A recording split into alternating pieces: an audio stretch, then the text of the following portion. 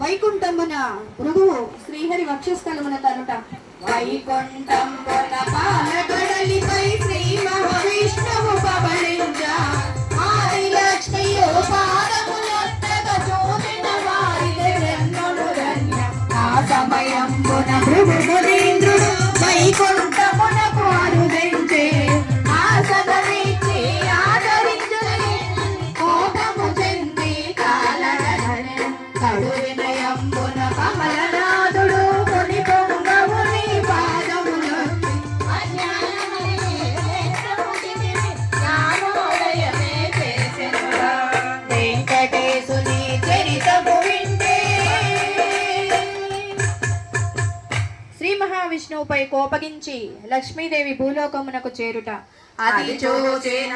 శ్రీ మహాలక్ష్మి అతి కోపంబుగా చింతించి వైకుంఠమున భూలోకమునకు అరుదించి కొండలు కోనలు పర్వతంబులు సముద్రాలన్నీ దాటొచ్చు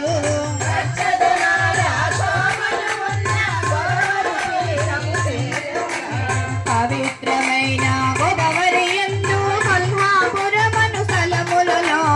అన్నదాన నిర్మాణము చేసి జ్ఞానముద్రలో నిలిచెను తల్లి. వెంకటేశుని చరితము వింటే వెంకటేశుని చరితము వింటే. లక్ష్మీదేవిని వెతుకుచూ నారాయణుడు శేషాద్రి చేరుట లక్ష్మీదేవి లేని వైకుంఠము కడులో కప్పి నడుమీదాయే మహాదేవినే తలచుచు స్వామి పరిపరి విధముల శోధించే పతిని వెలుగుచూ నారాయణుడై పుడమికి చేరెను దుఃఖము నా హృదయేశ్వరి లక్ష్మీదేవిని ఒకసారి